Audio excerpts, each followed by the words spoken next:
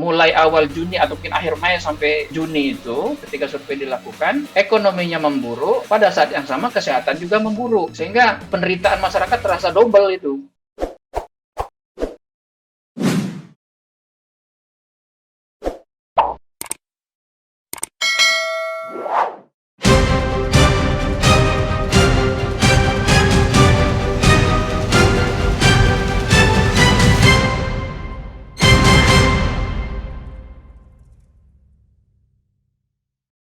Ya, sekali lagi survei itu kan kami rilis 18 Juli lalu ya.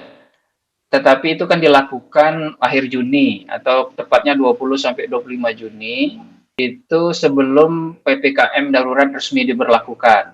Tetapi kita tahu bahwa sejak akhir Mei, awal Juni lah, sampai dengan akhir Juni atau sampai dengan survei ini dilakukan, itu kasus COVID-19 itu makin memburuk ya, bahkan meroket kasusnya, dan itu diikuti dengan problem-problem real yang dihadapi oleh masyarakat dari sudut kesehatan ya. Jadi ada kita di mulai awal Juni itu sampai dengan akhir Juni dan terus berlanjut sampai dengan akhir Juli, saya kira kita mendengar berita makin banyak yang meninggal di segala tempat, kemudian orang mencari rumah sakit sulit, banyak yang susah mendapatkan oksigen, orang yang menunggu di UGD itu banyak yang meninggal karena menunggu.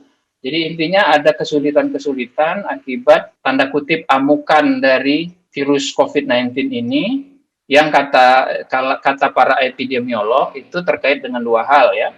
Satu terkait dengan klaster liburan gitu. Yang kedua, yang lebih penting lagi yaitu varian Delta gitu. Itu jadi saya kira kalau tingkat kepercayaan publik menurun terhadap kemampuan pemerintah pusat, dalam hal ini presiden, menangani wabah itu turun, itu sesuatu yang masuk akal. Nah, cuma kita akan lihat lagi, kita belum survei lagi kan, Juni, mungkin Agustus atau September, mungkin saja kepercayaan itu meningkat kalau misalnya PPKM itu baik yang darurat maupun level 1 sampai 4 itu dianggap oleh masyarakat berhasil. Mungkin kepercayaannya naik lagi gitu. Itu satu.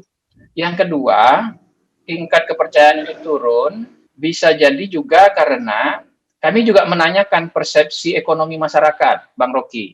Jadi kita tanyakan bagaimana keadaan ekonomi yang Anda alami atau keadaan ekonomi nasional yang Anda alami selama setahun terakhir.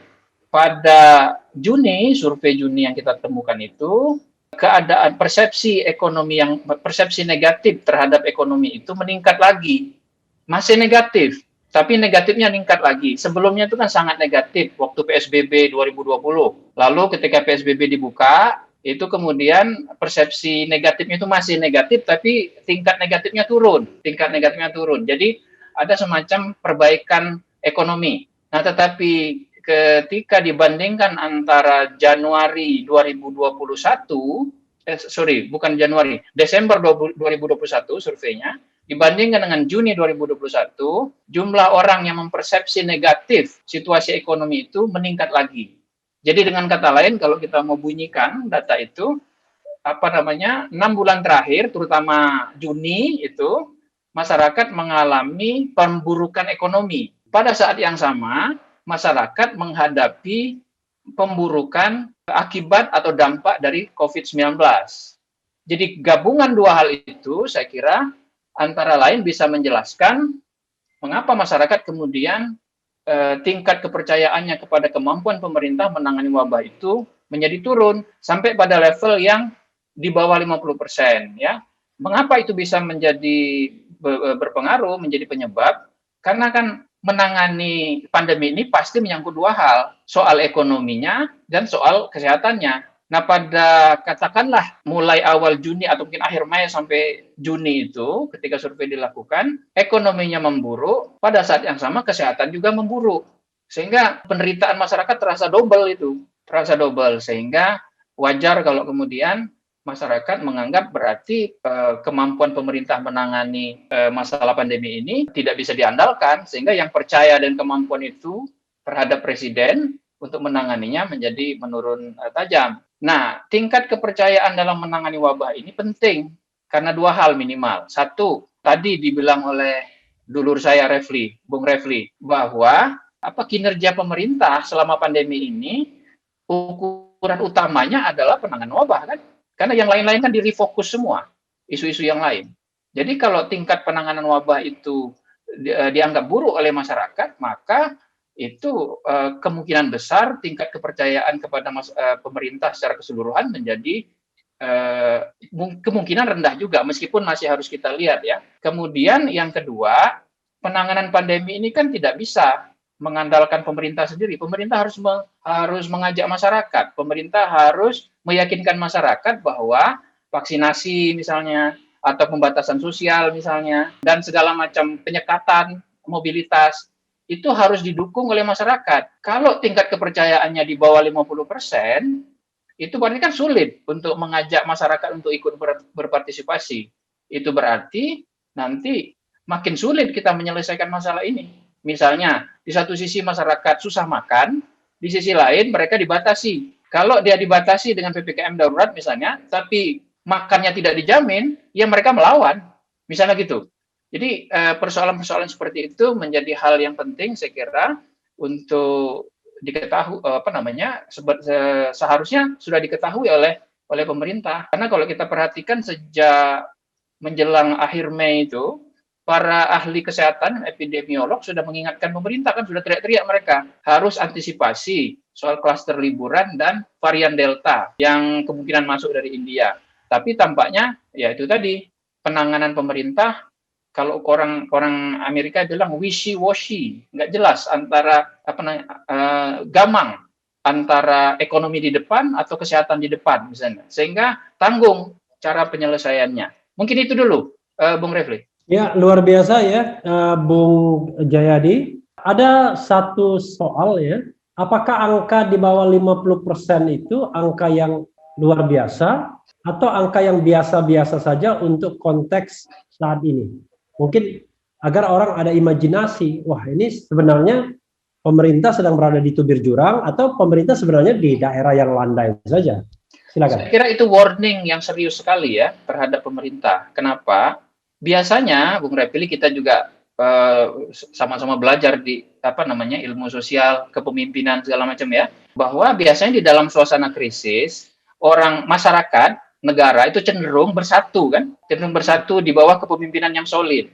Karena kalau tanpa persatuan di bawah kepemimpinan yang solid itu, krisis itu akan sulit diatasi. Nah, bersatunya seluruh elemen itu di bawah kepemimpinan yang satu, itu pertama-tama harus ada unsur kepercayaannya kan.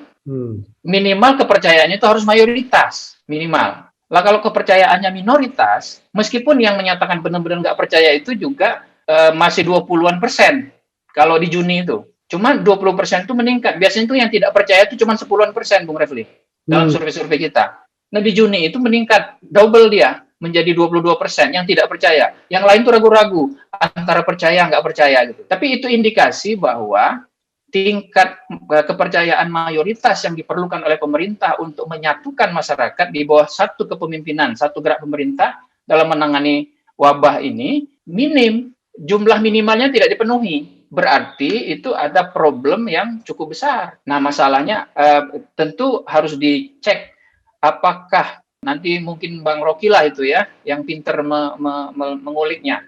Apakah problem itu terkait dengan faktor yang fundamental dalam aspek penanganan pemerintah, seperti kepemimpinan gitu, atau yang lain, atau itu menyangkut aspek yang bisa diperbaiki, misalnya selama ini yang sering kita dengar di media soal komunikasi publik yang bermasalah misalnya, ya kan? Mungkin pendekatan terhadap masalahnya masih bisa diterima, tapi komunikasinya salah gitu, sehingga tingkat kepercayaan menjadi turun. Kalau itu yang terjadi, berarti kan masih bisa diperbaiki. Tapi kalau masalahnya sudah fundamental, misalnya menyangkut satu kepemimpinan, yang kedua soal solusi pendekatan terhadap masalah ini yang tidak tepat, maka itu menjadi warning yang saya kira harus betul-betul diperhatikan oleh semua yang bertanggung jawab, terutama pemerintah, gitu, Bung Repli. Bung Jayadi, survei tidak mengidentifikasi soal itu. Apakah itu fundamental, apakah itu tidak fundamental? Ada satu lagi yang kita survei itu, yaitu tingkat kepuasan kepada Presiden dalam menangani wabah. Kalau tingkat kepuasan itu evaluasi yang lebih banyak ke belakang ya. Ya. Kalau tingkat kepercayaan terhadap kemampuan menangani itu gabungan antara apa yang terjadi sekarang dengan proyeksi ke depan. Biasanya gitu kalau kita saya underlining ya, tingkat kepercayaan kepada Presiden atau kepada pemerintah? Kepada Presiden, spesifik kepada Presiden. Kepada bukan pemerintah secara umum, bukan. Spesifik Presiden ya? Iya. Okay. Ya, mengapa kita tanyakan begitu? Karena pemimpin ya yang harusnya memegang komando utama, memegang komando dalam penanganan ini kan Presiden. Ya. Jadi bisa jadi itu soal kepemimpinan, bisa jadi ya. Cuman kita tidak menanyakan secara spesifik kepada masyarakat. Cuma triggernya dua tadi yang saya bilang tadi, soal makin buruknya ekonomi yang dirasakan masyarakat ya, bukan data statistik. Ya. Ya, ini kan persepsi dan perasaan masyarakat. Ya. Kemudian yang kedua, buruknya penanganan kesehatan. Paling tidak mulai ketika kasus COVID ini betul-betul meroket sejak mulai dari awal Juni itu sekitar 4.000-an sudah melandai kan, lalu spiking dia naik sampai dengan angka 30 ribuan di tanggal 20-an Juni itu, dan kemudian terus sampai di angka 50 ribuan dan sekarang masih di kisaran 30 sampai 40 ribu. Jadi dua hal itu menjadi trigger gitu. Nah, banyak orang mengaitkannya dengan persoalan komunikasi publik gitu, bahwa cara pemerintah berkomunikasi yang salah. Tapi bisa jadi itu persoalan yang lebih fundamental. Nah, mengapa saya tidak berani menginterpretasikannya persoalan fundamental? Karena yang bisa menjawab ini kan persoalan fundamental itu kan berarti soal kita harus punya cara berpikir yang saintifik ilmiah untuk menghadapi wabah ini kan. Nah, yang tahu itu kan masalah para ahli kesehatan. Apakah pendekatan yang dipakai oleh pemerintah ini adalah solusi yang paling tepat gitu pada saat ini untuk mengatasi wabah gitu. Satu tadi Anda belum menjelaskan soal tingkat kepuasan tadi, angkanya dan trennya. Oh ya, tingkat kepuasannya itu kan turun juga, meskipun masih di atas 50%, tapi trennya sama turun, tingkat kepuasan itu. Jadi evaluasi terhadap kinerja Presiden menangani wabah itu biasanya di angka yang 65% gitu. Nah, sekarang sudah di angka 55%, 56%, 57% gitu. Jadi itu trennya sama, turun. Tingkat kepuasan turun dan tingkat kepercayaan itu juga turun. Jadi saya kira itu apalagi sekali lagi dalam suasana krisis ini trust ya. Tingkat kepercayaan itu modal dasar kan. Tanpa ada trust gimana kita mau menyelesaikan masalah ini? Karena tidak ada program pemerintah itu yang bisa dilaksanakan tanpa ada trust pemerintah masyarakat. Vaksin misalnya, kalau masyarakat nggak percaya, udahlah misalnya vaksin, kalau pemerintah yang bilang saya nggak percaya, kan gimana? Masyarakat akhirnya kan pindah ke sumber-sumber lain untuk percaya, dan itu akan menyulitkan, dan itu berarti ujungnya kita semua jadi makin sulit kan gitu. Sehingga jangan-jangan kita masuk apa yang disebut dengan epidemiolog UI itu, Mas Pandu Riono, kita udah masuk jebakan COVID, kata jebakan pandemi. Ya, jadi mudah-mudahan lah itu belum ya, mudah-mudahan. Tapi nggak tahu, saya kan bukan ahli di situ. Iya, dalam masa krisis ini yang kita butuhkan memang trust dan beras ya. Oh iya betul, trust dan beras betul. Ya, saya terima kasih ya, Bung Jayadi.